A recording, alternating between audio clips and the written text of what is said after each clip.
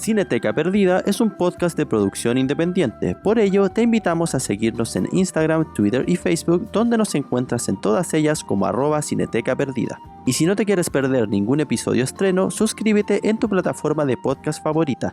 Ahora te dejamos con este nuevo capítulo.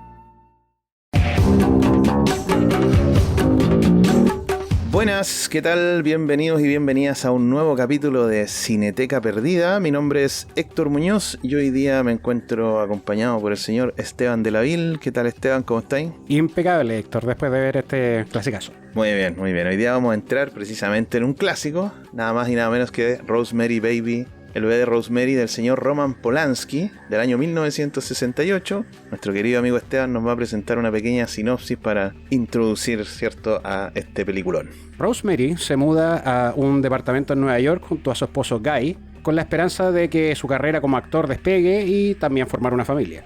Pero una sucesión de eventos extraños comienzan a desmoronarla mental y físicamente, a la vez que sus excéntricos vecinos empiezan a tomar un excesivo protagonismo en su vida y especialmente en su embarazo. Chan, chan, chan. Todo eso Exacto. con música siniestra. Sí, todo una música de cuna siniestra. Yo creo que es uno de los clásicos en cuanto como a música, Sí. musicalización, una tonada ahí que queda pegada en la mente. Pero vamos con la pregunta de rigor.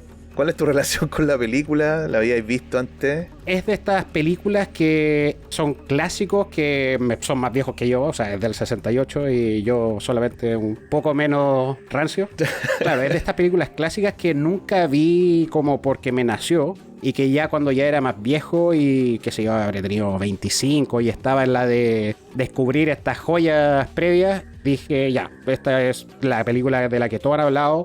Sabía cosas de ellas, entendía un poco más o menos de qué se trataba la trama solo por exposición y cultura popular. Pero nada, yo creo que esa fue la primera vez que la vi y la encontré genial. Y yo creo que la he visto parte siempre en la tele, qué sé yo, por ahí. Y una segunda vez probablemente la vi entera hace ya unos 5, 10 años. Así que como que la conozco bien, pero fue de estas que descubrí más que estas películas de terror que uno tiene así como en el corazón. Sí. Entonces como que la aprecio mucho por su parte como película, en cierta manera, estéticamente, medio cinearte, ¿cachai? Como con una altura de mira Sí. más adulta. Cuático, porque coincidimos en esa relación con la película. Mira, yo la vi por primera vez yo creo que hace unos 10 años atrás. Pero tal cual como dices tú, casi como pagando una deuda. ¿Cachai? Que para mí ahí está en esa categoría de películas que están en deuda. Que en el fondo Sí. no es que uno esté tan interesado en verla por la película, sino por el arrastre que tiene la película, porque es un clásico, ¿cierto? Porque están ahí como... Y es de esas películas que muchas veces aparecen en ranking y en un montón de otras referencias. Y es como que, bueno, en algún momento hay que verla.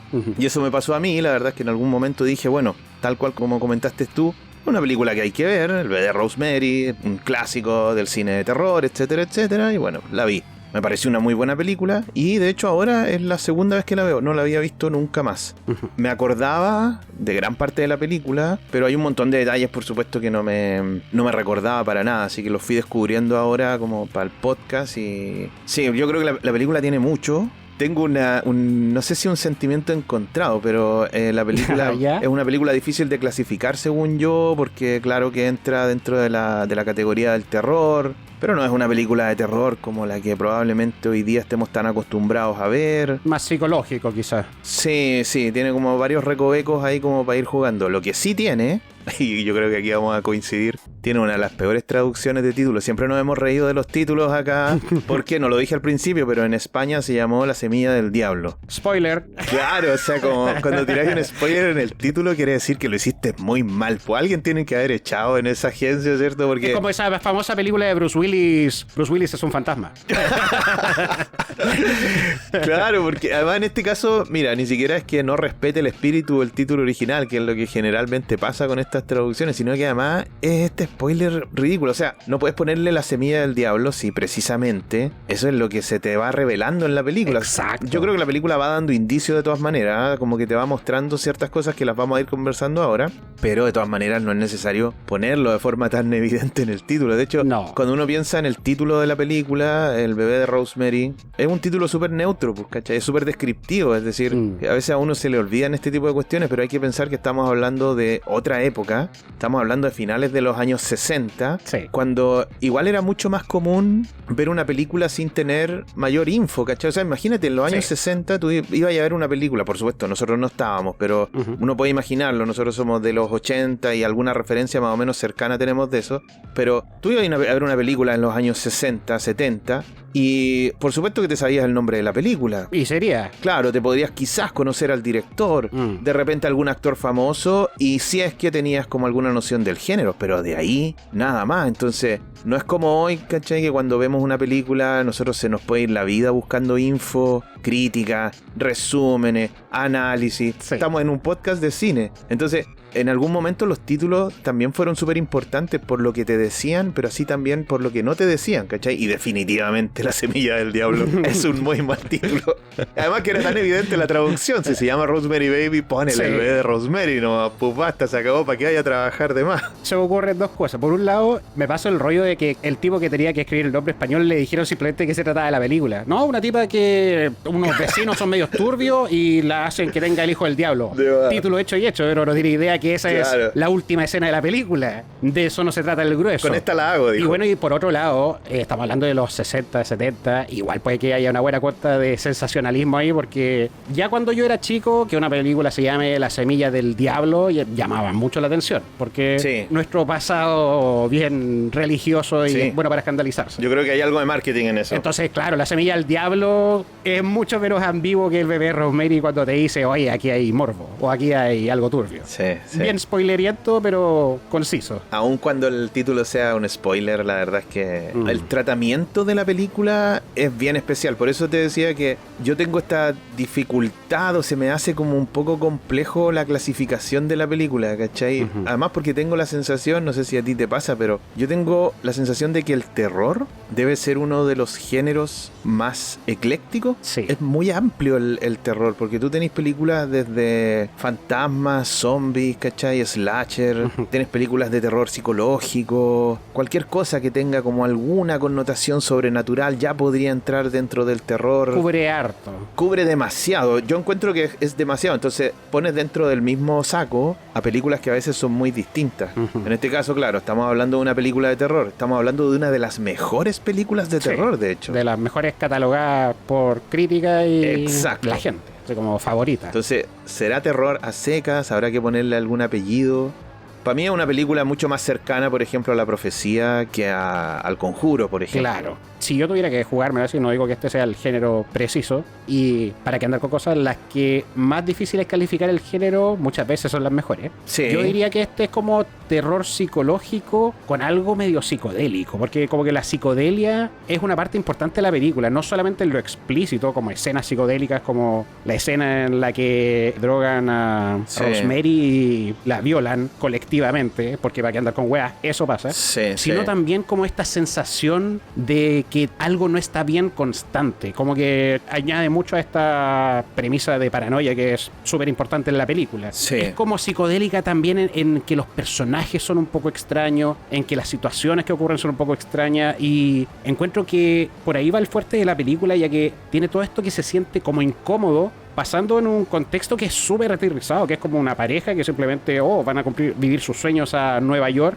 y le tocan vecinos mutantes como a mucha gente le pasa. O sea, ¿en qué punto dices tú, resulta que esta gente que está alrededor mío no es simplemente extraña, sino onda, aquí me tengo que preocupar, aquí me tengo que mudar, tengo que botar todo este proyecto que tenía y apretar cachete hacia mi pueblo natal? Exacto. Entonces, por ese lado, la película seguramente, justamente ese como equilibrio que, nuevamente, es una película de 68, pero no se siente como de una era en la que se filmaba distinto, porque eso pasa. Mientras más para atrás vas, como que más se parece al teatro un poco el cine. Para ser del 68, yo creo que esta película fácilmente podría ser del 80. O sea, realmente está muy bien hecha y quizás se sintió así de revolucionaria en su momento. Claramente, en ese ámbito como de las categorías que son siempre arbitrarias y que siempre como que tienen un montón de vacíos las categorías, pero Claro, aquí estamos hablando de una película de terror donde no hay jumpscare, no es esa tampoco la intención de la película, que tú lo describes muy bien, que es más bien como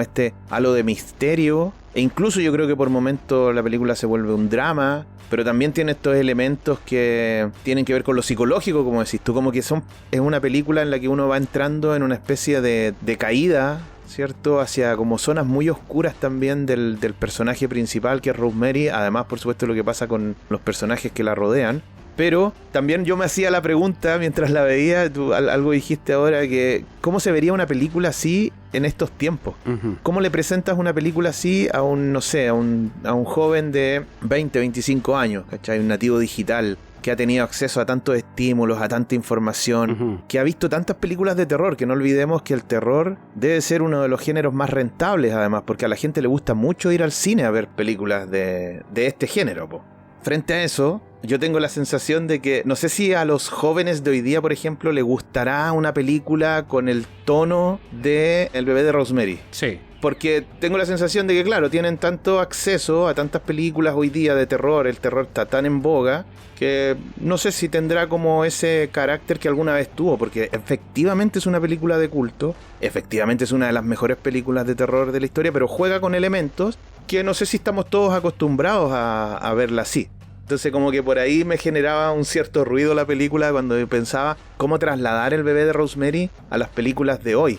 Puede ser que yo sea ignorante también en el cine de terror, pero de los remakes que se han hecho sobre películas de terror, yo no sé si habrá funcionado alguno de los últimos años, de La Profecía o el remake de Poltergeist, ¿cachai? Hay un par en este momento que me acuerde que haya sido realmente buena. Es que es difícil como actualizar una película de terror clásica, ¿cachai? Porque hoy día los códigos del terror yo creo que están jugando con otra cosa. Bueno, aquí puedo también de repente como revitalizar la idea, porque yo creo que películas como Hereditary, por ejemplo, Midsommar, quizás beben de estas películas más clásicas. Quizás por ahí puede estar la actualización de este tipo de películas de terror. Pero son bien particulares, porque no es una película en la que te caís de miedo por el fondo, ¿cachai? Sí. Yo creo que por un lado está el que es muy producto de su época y que, claro, son conceptos que daban mucho miedo en 1968. Época muy religiosa nuevamente, y algo que se ve en la película, ya que la misma Rosemary es como muy cristiana, algo que influye a veces en la película, en sus decisiones, en su postura con el aborto quizás.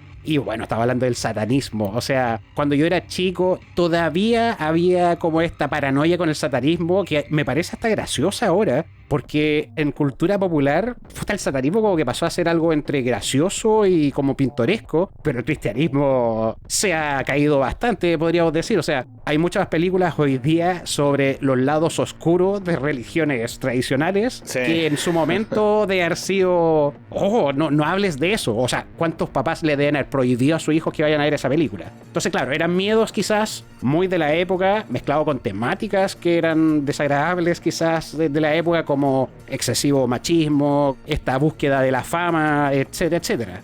Y por otro lado, aparte de ser de su época, el gran problema que tienen las nuevas generaciones a veces al revisitar clásicos es que justamente su condición de clásico hizo que influenciaran en tantas películas después de ellas, que todo lo que se vio en el bebé Rosemary ya lo has visto de alguna manera en otro lado. Y claro, no le quita para nada el mérito a la película, pero por algo en su momento la gente debe haber salido del cine hablando de tal escena o de ese final, que después se ha repetido muchas veces y uno lo puede incluso ver venir durante la película.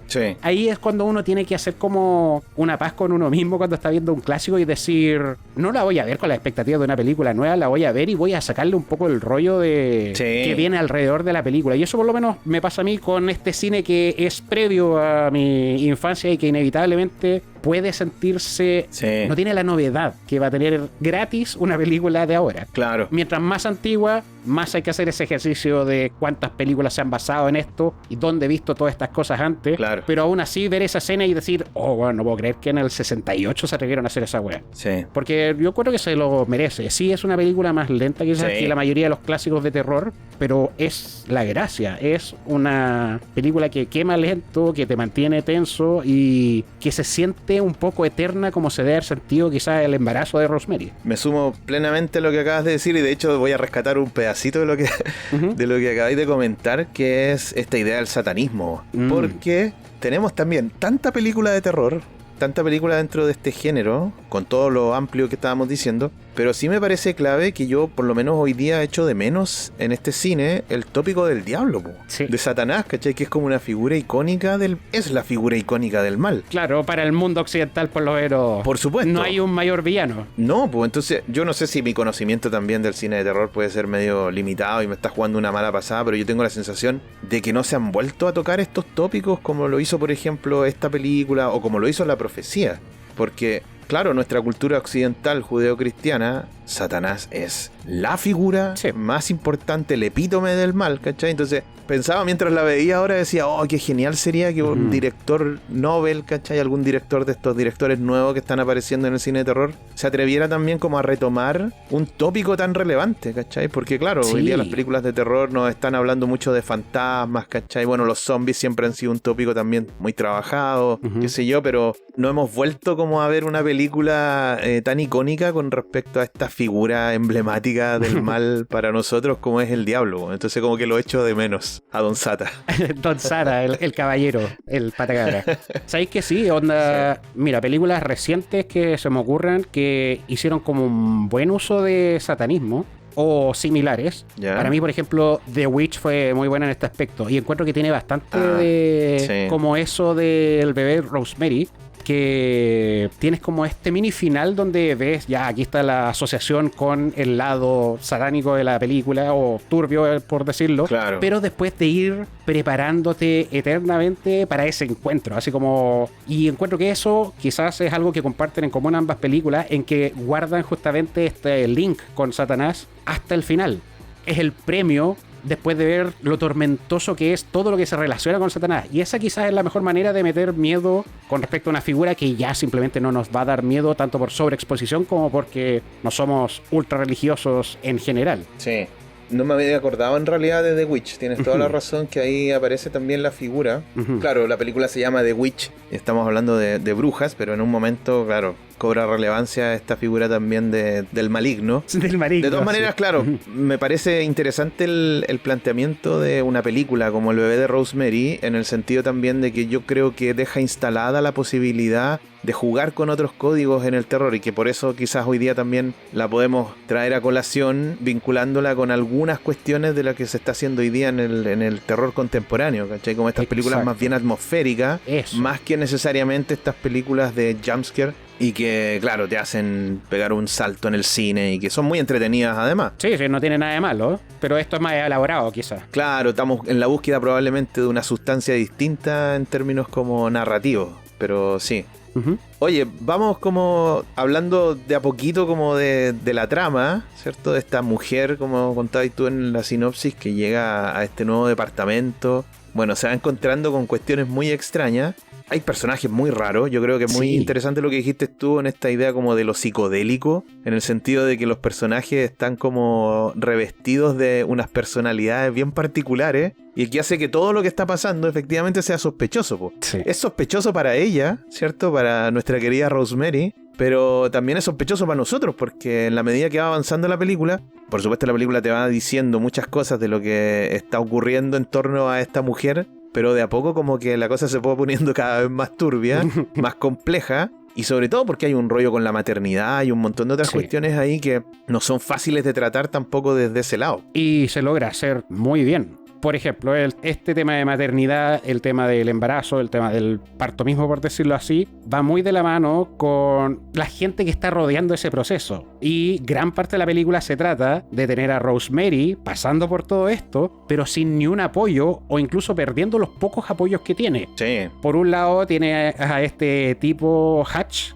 Es como el tipo que le está aterrizando todo esto y es la única persona que realmente la está escuchando. Sí. En una película que yo podría llamar Gaslighting la película, porque de eso es toda la película. Toda la gente le está diciendo todo el rato a Rosemary, no, si no está pasando nada, no, si el colgante no es hediondo, no exagere, el mousse no sabe a nada. Exacto. Tu hijo va a nacer completamente normal, no va a ser el niño del Señor de las Tinieblas. O sea, es todo el rato estar quitándole la percepción de la realidad a Rosemary, tanto con diálogo, tanto con este incesante minimizar lo que te preocupa, cambiándole incluso al doctor, por ejemplo. Claro. Tanto por eso como por el hecho de que la persona más cercana que tiene es la que más le está cagando la cabeza, que es probablemente uno de los esposos que peor me ha caído en la historia del cine. Guy es una mierda de persona. Cuando tú ves la película de nuevo y cachas para dónde va y te empiezas a dar cuenta del momento en que este weón empieza a mentir y a lo que somete a la señora y la sigue mintiendo y le sigue mintiendo, es realmente un monstruo este weón. Sí, dejó ciego a un tipo para quedarse con su pega, le pasó su señora a este grupo de satanistas para que la violen, para que tenga el hijo de Satanás, para que a él le fuera bien en su carrera como actor. Sí. Un tipo inseguro, machista, penca, no, realmente lo quería que le pasara algo. Interesante porque es de esos villanos que no parecen villanos, pues en principio, Exacto. ¿cachai? Que es como Jenny en Forrest Gump. Sí, quirió su fama, lamentablemente. Claro, que después cuando tú veis como toda la película y Ujú. se raya el círculo y decís, oye, que eran malos estos personajes, weón, realmente son muy nefastos. Pero lo otro, que Ujú. colgándome precisamente de lo que planteáis tú, de cómo en el fondo alrededor de Rosemary se empieza como a tejer una especie como de verdad paralela, para en el fondo envolver esta gran mentira en la que ella efectivamente se ve envuelta, pero que para mí es muy relevante la figura de Guy, que es su Ujú. marido, ¿cierto? Que es actor. Yo no sé si caché que en la película hay como 2 o 3 referencias al teatro. Sí. Y que para mí son claves para entender precisamente esos elementos, porque Ujú. para ir a la primera escena, es decir, cómo se nos presentan los personajes, ¿cachai? Específicamente el marido de Rosemary, este tipo Guy, Ujú. que es actor. Y un actor es por definición un mentiroso, po. Sí. Un actor es un artista cuyo trabajo consiste precisamente en convencernos de algo que no está ocurriendo, pues él es la representación de algo que no está presente, ¿cachai? Entonces, ¿qué es lo que hace un actor? Cuando vemos nosotros las películas nos hacen sentir empatía, miedo, cierto, alegría, pero solo a través de una performance, ¿cachai? Es un simulacro. Y eso a mí me parece súper importante, también súper interesante, porque desde ahí uno puede entender este tránsito de los personajes. De hecho, en esa primera escena, cuando los vemos visitando el departamento, ¿cierto? Cuando ellos entran como ya al edificio, ya a ver este departamento en el que se quieren ir a vivir, está Rosemary de blanco, obviamente, ¿cierto? Porque Rosemary va a ser la representación también de esa nobleza y esa pureza de alguna manera que se va a ver después trastocada por el escenario en el que se va a ver envuelta. Bueno, por eso no es casualidad que esté de blanco, como decía, pero cuando este personaje les muestra el departamento, no sé si te acordáis, pero le pregunta a Guy qué es lo que hace. Y él dice que es actor. Y el tipo le pregunta si acaso apareció en algo importante. Y Guy dice como, sí, en Hamlet. Y no sé en qué otra obra menciona así como dándose ínfula. Y Rosemary le dice, jajaja, le dice, no seas bromista. La tiró para abajo al tiro. Claro, como que lo aterriza a la mediocridad en la que el weón está. Si el tipo estaba haciendo comerciales nomás. Sí. Y salía en un programa, parece. Claro, y de hecho, si no me equivoco, el tipo que les presenta el departamento le pregunta, que es como la primera frase, le dice, ¿usted es doctor? Y Guy le dice, sí. Y Rosemary lo corrige y le dice, no, si es actor nomás. Entonces, ¿por qué es importante según yo? Porque nos dejan instalado inmediatamente la figura de este antagonista que, insisto, yo creo que la primera vez que lo vi jamás se me ocurrió como pensar en este tipo tampoco. como el malo, en el sentido como de lo que nosotros entendemos los malos de la película son otra cosa, pero en este caso este tipo evidentemente en esas 2 o 3 frases que intercambia con este otro personaje lo vemos como un tipo frustrado, ambicioso, ¿cachai? Que quiere en el fondo demostrar algo más allá de lo que realmente es. Porque el tipo es un actor, ¿cachai? Esta Sí. idea del teatro, que aparece varias veces en la película, tiene que ver con eso, como cómo se disfraza toda esta situación en la que está Rosemary. Bueno. Tiene mucha razón en cuanto influye dentro de todas las motivaciones de este saco weas que es el que hace que ocurran todas estas barbaridades, es el causante de todo esto. Y cuando yo la estuve viendo, me fijé cuando empieza él a guatear. Y me doy cuenta que justo después de que conoce a los vecinos, y el vecino empieza como a engatusarlo diciéndole, oye, pero sí, yo vi esa obra de teatro, recuerdo que hubo algo especial. Sí. Y basta con eso. Y a la siguiente escena que tiene Guy solo con Rosemary, ya le está como lavando el cerebro. Le está, no, pero si estos vecinos igual la llevan y qué sé yo. Y al otro día es como, oye, a todo esto vamos a ir a comer hoy día con los vecinos. Hay un cambio súper drástico porque al principio no estaba ni ahí con los vecinos. Sí. Algo pasó entre esa primera reunión, en parte de que le empezó a tirar flores el viejo satánico. El Castevet. Pero hubo otra conversación que no vimos entre ellos que hizo que este tipo diga, no, estos vecinos hay que tenerlos al lado, tengo que meterlos en la vida de Rosemary y me van a ayudar. Y a medida que a Guy le va yendo bien peor es el gaslighting que le va haciendo a la Rosemary. Sí, de hecho Guy es finalmente la llave, pues como yo siempre pienso en esa idea de que son estos personajes de soporte, que nosotros siempre los vemos como entre comillas secundarios, pero que son claves, porque la historia no se puede dar si es que ellos no hacen lo que hacen, ¿cachai? Sí. Porque a nosotros por supuesto que tenemos un personaje principal que es Rosemary, pero la película no se puede desarrollar sin lo que hace Guy. El personaje de Guy es clave, po.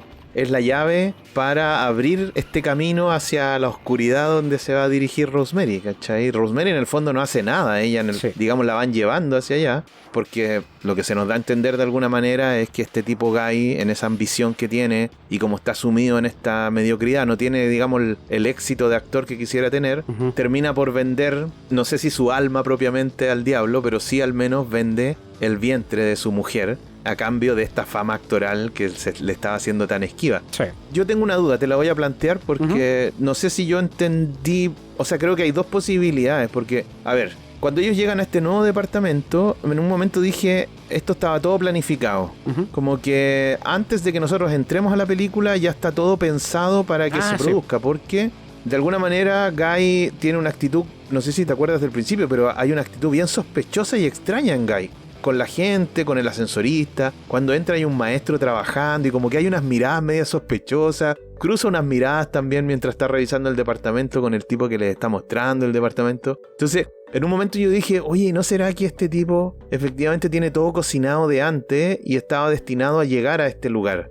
Pero también estaba la otra posibilidad, que es la que mencionas tú, que todo este embrollo empieza a cobrar fuerza cuando van a cenar con los vecinos, los Castevets, ¿cachai? Estos viejos tétricos que tenían de vecinos, que es una escena también clave. Ahí hablan de teatro, de hecho. Sí. Y el viejo, claro, como decís tú, lo empieza como a engatusar, ¿cachai? Lo empieza a halagar. Le dice, claro, en esa hora de teatro. Y el weón era un detalle, pero ínfimo que había hecho. Y ¡ay! Quedó súper maravillado el viejo. Y cambia el tiro. Claro, y en estricto rigor lo termina por convencer de este plan maléfico. Y de hecho, es muy interesante el cómo te lo muestra la película, que visualmente está Rosemary lavando la loza con la señora Castevet, y cuando voltea a mirar el living no vemos a nadie, pero vemos el humo de los cigarros, que es una cuestión muy sutil, así como de mostrarnos que en ese espacio ya el humo como que te genera una nebulosa de alguna manera, pero también el humo te está mostrando que en ese espacio que no vemos, de manera como escondida, están estos dos hombres hablando, y que de ahí entonces viene este detonante que decís tú, que Guy da vuelta de alguna manera a su discurso y se da cuenta de que haciendo esto que le están pidiendo podría lograr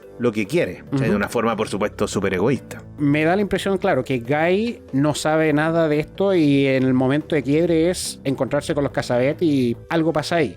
Pero no sé si la película dice, o yo por lo menos no percibí, si los Cassavets mismos son parte de un master plan que hizo que Rosemary ya llegara acá y estaba destinada a esto. O si parte simplemente porque tuvo la mala suerte de ser la vecina que está en el departamento al lado, elijámosla a ella. Qué fácil de manipular si la tenemos aquí mismo. Sí. Bueno, y el edificio mismo tiene una historia súper turbia de gente que se ha muerto, de alguien que había un caníbal en algún momento. O sea, el Hatch, me acuerdo que como que hace todas estas advertencias sobre el edificio que pasan como rumores nomás para Guy y para Rosemary, pero uno está viendo y dice, no vayas. Claro, atención a todo esto. Parece indicar que no es un buen lugar. Los Cassavet son realmente... O sea, los actores lo hacen muy bien. Este papel de vecinos entrometidos que te da la impresión de que es demasiado, pero está ahí. Y el hecho de que el Guy les preste ropa le dificulta aún más a Rosemary como rechazar esta, o incluso cuestionarse este apoyo, esta ayuda, y que me trae el postre, y que me traen esto, y que me consigue un doctor. Es difícil para Rosemary, que dentro de todo durante la película siempre está mostrando un instinto súper aterrizado, así como las cosas que le deberían causar ruido le causan ruido, pero no las escala porque simplemente está recibiendo todo este otro feedback de que ella está exagerando. Pero encuentro que, claro, Guy por eso es tan culpable de esta película, porque si hubiera sido solo Rosemary y ella hubiera seguido su instinto, esta película hubiera durado 25 minutos. Sí. Y ella se hubiera ido de ese edificio probablemente. Bueno, es muy interesante también el papel de Rosemary, porque efectivamente ella somos nosotros, ¿cachai? Son esos personajes que van entrando en la intriga de la misma manera en que lo hace el espectador. Bueno, además porque te genera la empatía de ser la protagonista rodeada de todos estos personajes que en la medida que van avanzando o que va avanzando la historia nos damos cuenta, ¿cierto?, de ciertas intenciones bastante perversas que van apareciendo. Pero claro, Rosemary de alguna manera está constantemente mirando alrededor. Al principio como que las sospechas son muy básicas nomás. Porque evidentemente siendo una película con la fantasía que plantea, se te hace muy difícil de repente como llegar a conclusiones tan anticipadas de una cuestión como lo que va a ocurrir al final. Exacto. Tendría que ser medio paranoico como para empezar a sospechar cuestiones. Pero evidentemente, si hay algo que uno puede como rescatar en ese caso, es lo ruidoso que son estos personajes que la rodean. Lo ruidoso en el sentido que también son incómodos. Y esa incomodidad es muy interesante porque en términos narrativos funciona muy bien para que, sin decirte nada explícito de lo que están haciendo, tú sí sospeches o tengas la sensación de que son personajes de los cuales Rosemary debería alejarse. Esas son cuestiones también muy sutiles que por lo menos a mí me gustan mucho, que como lo decís tú, los personajes están muy bien trabajados en ese sentido. Incluso el personaje de Guy, que con todo lo malévolo que es, tiene también de repente unas dobles lecturas, porque está constantemente también en este limbo, sabiendo de alguna manera, no sé si sabiendo lo que está haciendo, pero sí al menos entendiendo mucho más de lo que entiende Rosemary de lo que está pasando. Sí. Porque, bueno, convengamos que esa escena de la violación, que es literalmente eso, a la mañana siguiente Guy como que dice, sí, estabas dormida, pero lo hice igual. Tenés razón, qué horrible ese concepto en el que literalmente lo que pasó fue que él dejó que su señora fuera drogada, invitó como a 15 hueonas que entraran desnudos a su pieza, mientras Satanás supuestamente se la violó. Y al otro día, cuando ella no recuerda nada y despierta como media moreteada y con rasguño, Sí. su manera de suavizarlo es decirle, no, si es que estaba ahí inconsciente, pero como íbamos a tener una guagua, lo hice igual. ¿Qué es eso? Claro. Y lo dice con una normalidad que no sé si incluso le habrá causado ruido a la gente en la época o si simplemente así de machista era el mundo y lo que estaba diciendo Guy era algo que podía decir un tipo cualquiera por ahí. Sí, hace que me pase ese yo rollo. pensé lo mismo. Pero lo encontré tan monstruoso, así como te hice pasar por una de las peores cosas que podría pasar cualquier esposa en su vida. A todo esto, mi excusa es que soy un monstruo menor nomás. Claro, soy un monstruo terrenal. Y bueno, y Sí, la sí. misma Rosemary que la van drogando. Se pasa casi todo su embarazo drogada, cachando súper poco, más encima baja de peso, está débil, o sea, lo pasa realmente mal. Sí. Y no tiene a nadie. Pierde a Hatch, le cambian al doctor, se le muere la amiga que conoció así como al día 1, Sí, que po. era justamente esta que vivía con los Casabets, Claro. y era como una de las primeras alertas que tira la película. Realmente encuentro bien heroica a Rosemary todo lo que aguantó. No se le puede culpar de no haberse salido de ahí porque estaba literalmente siendo manipulada a un nivel inconsciente. Sí, Y nada, sí. y uno como espectador de esta película siente como cierta frustración, pero al mismo tiempo va con la empatía de que lo que está pasando es realmente terrible. No es como estos personajes en las películas de terror que uno dice, puta, piénsela un poquito más, ¿cierto? Era súper evitable. Sí. No, esta situación es extremada la manipulación y probablemente nadie podría haber evitado que todo esto pasara en la situación de Rosemary. Y eso lo hace quizás lo más terrible de todo, porque no tuvo ni una posibilidad casi. Cuando incluso su marido era de los peores de ese grupo. O sea, yo creo que una de las cuestiones que genera más incomodidad, además del carácter que tienen los personajes, ¿cierto? En esa extrañeza que generan, es el hecho de ver de que esta mujer va quedando sola. Ujú. En un momento como que te tira una luz la película, que es cuando ella hace su fiesta con su gente, Ujú. ¿recordáis? Que hace como una especie de fiesta con sus amigas, que no las habíamos visto nunca, por supuesto, pero entendíamos que Rosemary tenía también una vida, además de lo que estábamos Sí. viendo ahí. Pero claro, la cuestión no le funciona de la manera que espera. Se siente muy mal, por supuesto, pero las amigas cumplen un rol de que le hacen ver de cierta manera que ella está mal. Que todos estos dolores que tiene finalmente no son normales, ¿cierto? Y que, claro, logra ella de alguna manera traer gente ajena a este mundillo en el que se está desenvolviendo para que alguien le haga ver ciertas cosas que están ocurriendo. Y ahí viene una gran discusión con Guy, porque ella quiere cambiar el médico, ¿cierto? Quiere volver a ir al doctor original al que había Dr. ido, Hill. al doctor Hill, claro.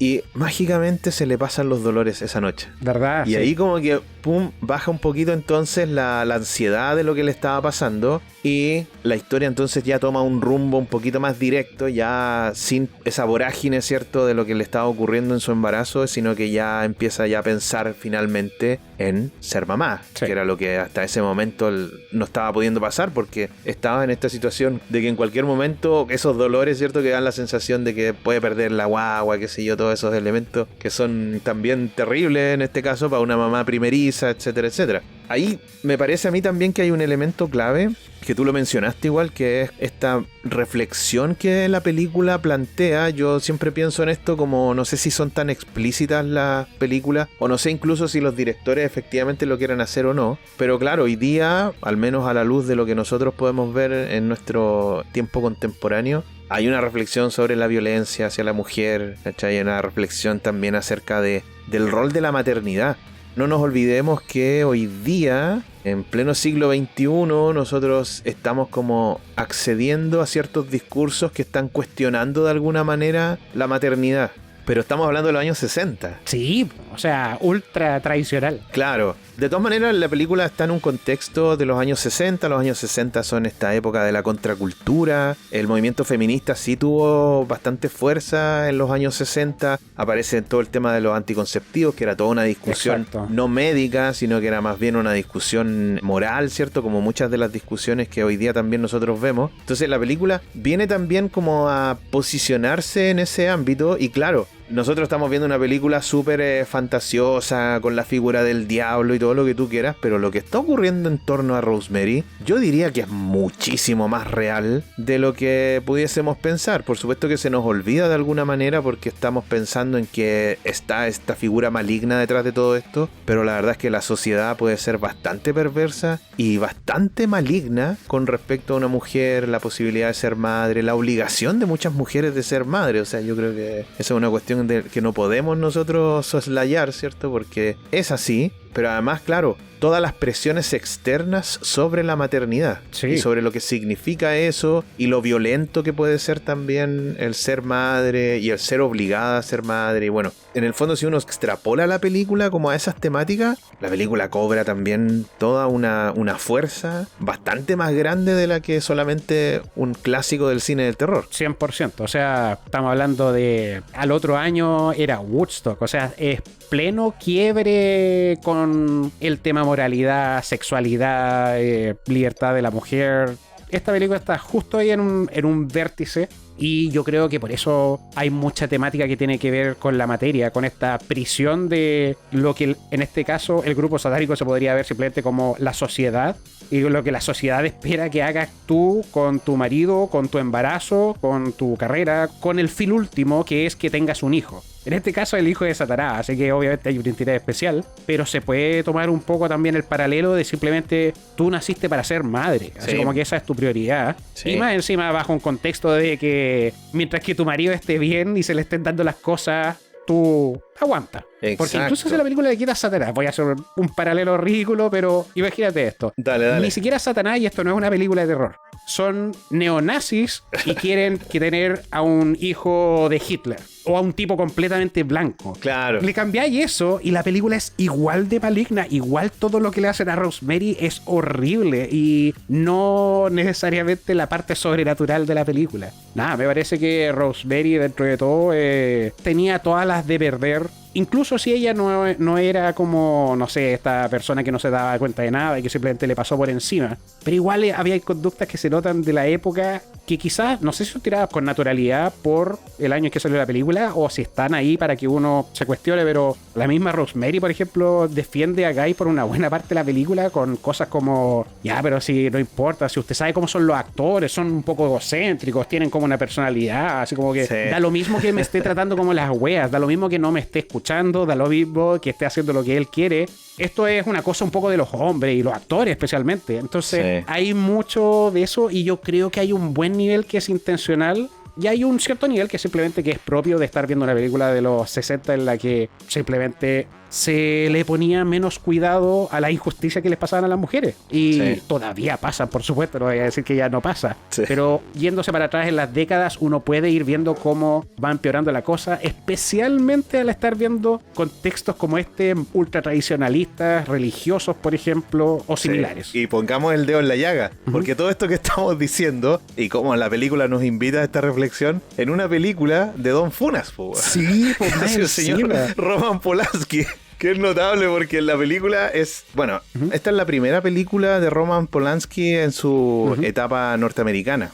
Él ya había hecho películas, es un director francés, polaco, y ya había empezado su carrera en Europa. De hecho, había hecho una película que se llama Repulsión, que por ahí yo creo que es muy necesario también verla porque es otra joya, donde también el tipo plantean estas películas toda una reflexión acerca de la violencia, particularmente la violencia hacia la mujer. Son poderosas. Son muy poderosas. No sé si estoy en lo correcto en el sentido de plantear como esta sentencia, pero películas muy adelantadas a su época por el manto de conservadurismo que uno puede entender, ¿cierto? Había en la década de los 60 y de los 50. Pero evidentemente aquí estamos hablando de un autor que tiene a su haber, ¿cierto?, una acusación de violación, que es un tipo que es un director hoy día, entre otras cosas, famoso no solamente por su cine, sino porque no puede pisar suelo norteamericano. Exacto. Muy controvertido en ese sentido, pero claro, te plantea estas películas que te hacen reflexionar precisamente sobre la violencia hacia las mujeres, películas muy sesudas en ese sentido, como muy conscientes, muy reflexivas, que te llevan a ti también como a pensar en todo esto, a sacarle una segunda lectura y a decir, wow, qué interesante lo que me está planteando, pero bueno, chuta, habrá que separar el artista de la obra y etcétera, etcétera. Cosa que no vamos a hacer aquí porque no vamos a salir nunca de eso. No, eso es un ejercicio personal de cada uno. Uno tiene que cachar cuánto le perdona a Roman Polanski o a Michael Jackson o a Kevin Spacey o a cualquiera que haya demostrado ser más penca de lo que uno hubiera esperado en general. Y de hecho, quizás Roman Polanski, porque nuevamente, como mencionaste, Repulsión y esta película, y asumo que otras también, quizás se podría haber visto eventualmente como un tipo revolucionario en poner en la conversación los temas por los que sufren las mujeres. Y bueno, no lo es así porque este tipo justamente terminó siendo una mierda con una fama de mierda. Y ambas cosas sucedieron. ¿Tú viste Chinatown? Sí, pero no me acuerdo mucho. Ya, mira, no quiero decir mucho, pero ya que mencionamos Repulsión, ya que estamos hablando del bebé de Rosemary, yo no he visto toda la filmografía de Polanski, pero también vi Chinatown, y en esas tres películas el tipo está planteando cuestiones súper duras con respecto al tema de las relaciones de género y de incluso, ¿cierto?, hablando de una masculinidad tóxica, cuando me imagino que en ese tiempo no se hablaba en esos términos, ¿cierto? Pero sí. Qué interesante además porque cuando en los análisis que uno pudiese hacer de las películas y de las obras, sí efectivamente cuando tú incorporas dentro de la ecuación el historial, ¿cierto?, del autor, sí efectivamente puedes empezar a ver otras cosas que quizás no habías considerado, ¿cachai? Aún así, claro, como dices tú, me sumo, hay una decisión personal de cuándo uno efectivamente, o si uno hace efectivamente la separación del artista y la obra, y cada uno, si alguien quiere, por supuesto, cancelar y no ver ninguna película de Polanski, a pesar de que nosotros estemos hablando de ella. También es válido. Es súper válido. Yo lo único que digo, la decisión la tiene que tomar uno, lo que yo no quiero es que ni que me obliguen, ¿cierto?, a hacer una o la otra. Exacto. Pero sí creo que es una decisión también de cada uno de quienes vamos a ver, ¿cierto?, las películas, o vamos a escuchar la música o leer los textos de quien sea, ¿cachai? A mí, por lo menos, me pasa que me incomoda a veces ver un tema de, por ejemplo, el caso de Roman Polanski, que es el escritor y el director de sus películas y es su proyecto. Me causa ruido a veces no querer, no sé, es como matapasiones que haya terminado haciendo un hueón penca, y simplemente pasa, y me pasó eventualmente con Kevin Spacey, como que no me dan ganas de ver una hueá con Kevin Spacey ahora. Pero al mismo tiempo, esa es una persona en una película, y una película involucra cientos, si no miles de personas. Entonces, claro, también hay que separar eso, hay que separar de que puedes apreciar una película porque resulta que el cinematógrafo y la música y los actores estuvieron perfectos, indiferente de que el tipo que haya estado dirigiéndola o quizás protagonizándola o quizás produciéndola sea una mierda. Ninguna de estas obras de arte, a diferencia de otras expresiones de arte, son individuales al final. Entonces, claro, también cortarle la cabeza a una película solamente por una persona es, en cierta manera, estar ignorando a todo ese listado de personas que aparece al final cuando te estáis parando en el cine. O sea, todos ellos tuvieron algo que ver en ella, y si alguien simplemente tiene esa mentalidad y no le molesta ver nada, también la entiendo. Onda, es muy personal por eso. Bueno, de hecho la película está basada en una novela homónima de un escritor que se llama... Ira Levin. Sí, Ira Levin. Sí. De donde sale el guión, ¿cierto? Así que tampoco es que la historia la haya inventado Polanski, pero por supuesto, después lo pasa al formato cinematográfico, que es lo que nosotros terminamos por ver. Yo no he leído la novela, así que no tengo tampoco tantas nociones ni tanta claridad de cuánto de la cosecha de Polanski hay en la película, pero me imagino que el grueso está basado basado efectivamente en la novela. Sí, lo único que yo leí fue de que cuando vio el proyecto Roman Polanski como que se emocionó bastante y él quiso escribir el guión, quiso estar a cargo de eso, entonces asumo que debe haberle metido un poco de su propia visión. Sí. Oye, no sé si el salto es como tan radical, pero yo quería hablar del final, porque creo que también es como es la parte clave, que tiene este giro de alguna manera, que en su momento tiene que haber sido bastante como tétrico al verla por primera vez, ¿cierto? En su momento me estoy pensando como en el estreno de la película y lo que debe haber generado. Pero pensaba en el final también relacionado con el título, ya que criticamos el título en la traducción, porque lo interesante para mí de ese final es cómo Rosemary, después de luchar contra todo y contra todos, termina por, entre comillas, sucumbir, pero no a las presiones externas de esos otros personajes, sino que termina por ceder ella ante su instinto de madre, ¿cachai? Sí. Porque independiente de que sea la semilla del diablo, es el bebé de Rosemary, ¿cachai? Por eso es que yo insisto con la idea de que el título es muy potente, porque es el bebé de Rosemary. Sí. Ahora que la vi para el podcast, yo decía, como a uno le gusta jugar así como hacer cuestionamientos, y decía, ¿y este final? ¿Será un final feliz? Porque yo decía, no hay que olvidar que en la medida que la historia fue avanzando, Rosemary va descubriendo, ¿cierto?, este complot, y el miedo que tiene Rosemary es que le quiten a su bebé, Y si bien al parecer en un principio cuando da luz pareciera que se lo van a quitar, ella se da cuenta finalmente de que puede estar con su bebé, solamente, ¿cierto?, que lo que tiene que aceptar es que ella acaba de dar de luz al mismísimo hijo del demonio, ¿cachai? Pero bueno, también el que haya sido un hijo modelo que que tire la primera piedra, todos hemos sido, ¿cierto? Hemos hecho rabiar a nuestra mamá. Me imagino que este pequeño que nació ahí no habrá sido el hijo perfecto, pero bueno, como todos, ¿no? Pues, ¿cachai? Pero sí, entonces yo decía, qué potente también el final, porque ¿será un final triste? ¿Será un final feliz? Es tétrico, pero Rosemary se queda con su bebé, es su bebé, Entonces no sé cómo analizar ese final, como que le di varias vueltas. ¿Sabes qué? Yo lo veo al menos como un final desolador. Ya. Porque al final lo que sucede, ya, tú tienes esta última escena, Rosemary supuestamente pierde a su bebé y qué sé yo, y de repente descubre que puede meterse al departamento al lado. Y normalmente en las películas, como que ese momento en el que, logré llegar al departamento al lado, mi guagua está viva, descubrí todo lo que estaba pasando acá, los pillé con las manos en la masa y no pasa nada, les importa un pepino. Todos siguen haciendo lo mismo, ella como que se une a este cóctel que está celebrando el nacimiento del hijo del Señor Oscuro. Y no les importa, y como que ella entra y le empiezan a meter conversa y le dicen, oye, pero entre que no estés y que estés es mejor que estés, y eres su mamá, actúa como mamá.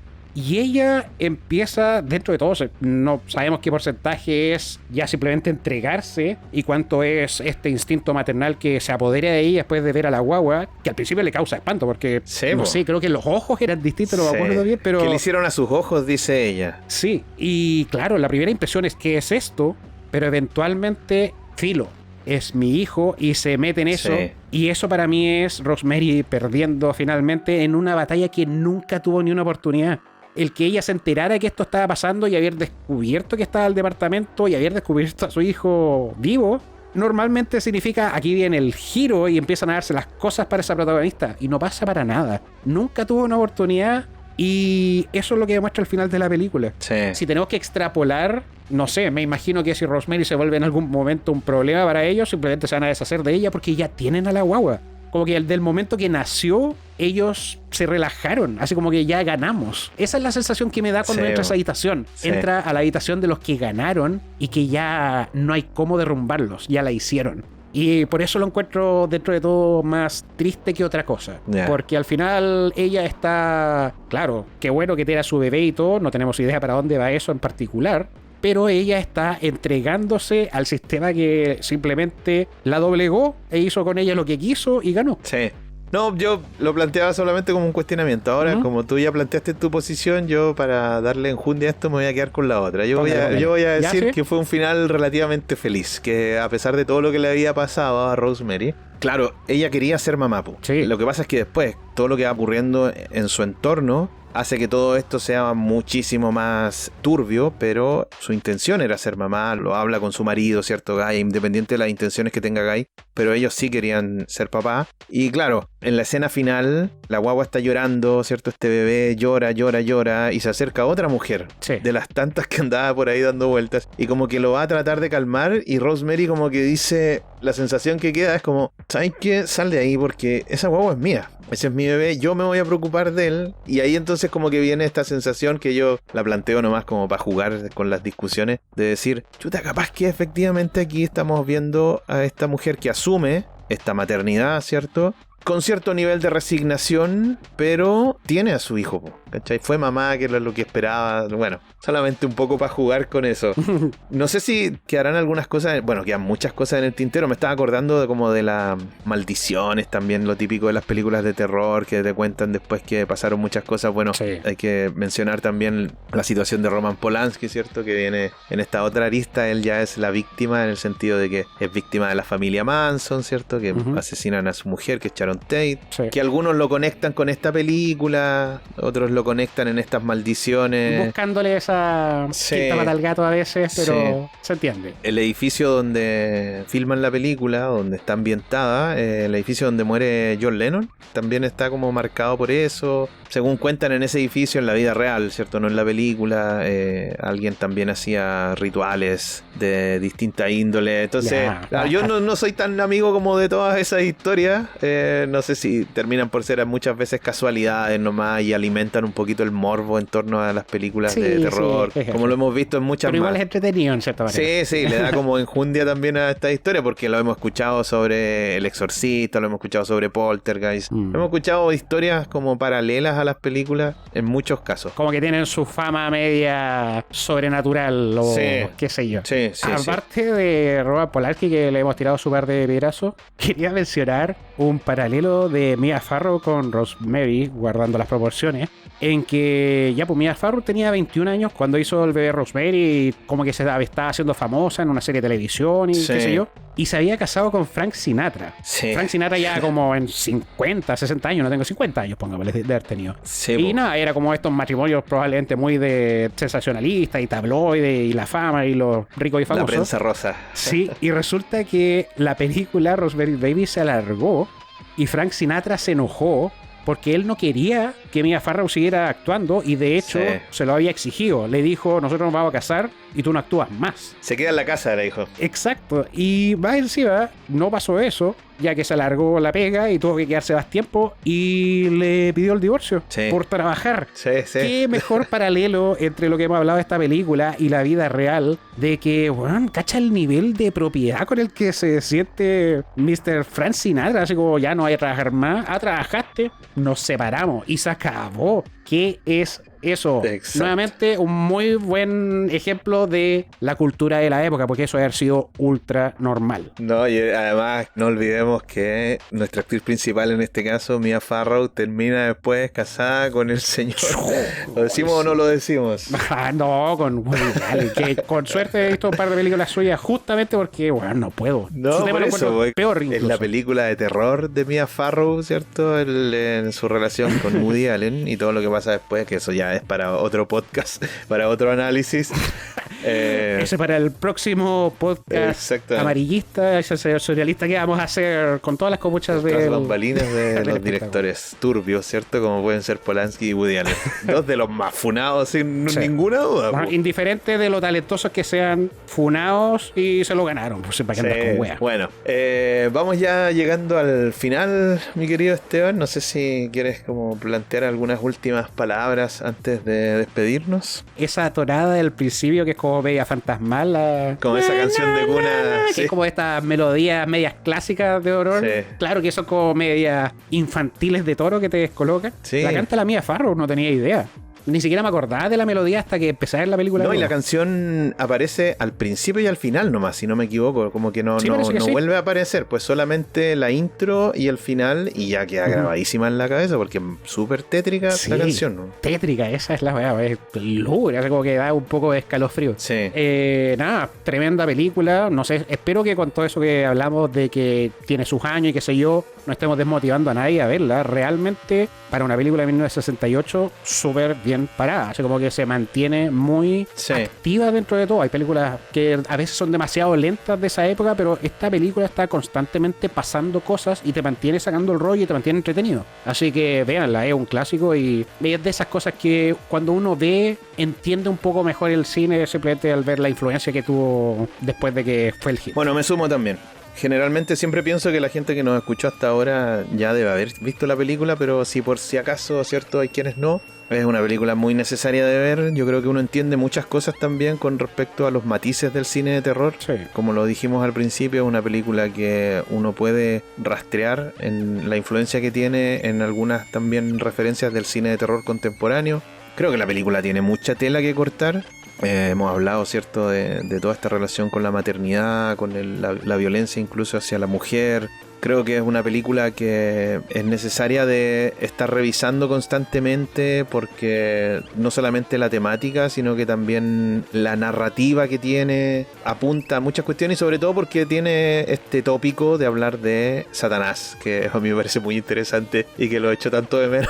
Sí, como que ese aliño, ese condimento que hace falta últimamente. Sí. Necesitamos una religión nueva, eso es lo que pasa. Necesitamos una religión nueva con un villano nuevo.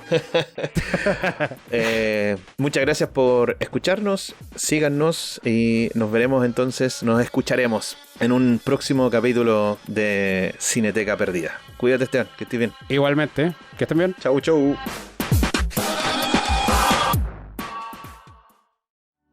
Además de Cineteca Perdida, te recomendamos que escuches El Álbum Esencial, nuestro podcast hermano donde se analizan importantes discos en la historia de la música. También te recomendamos a nuestro podcast amigo Se Escucha Desde Acá, con toda la entretenida conversación de Carlos Huerta y Felipe Chandía.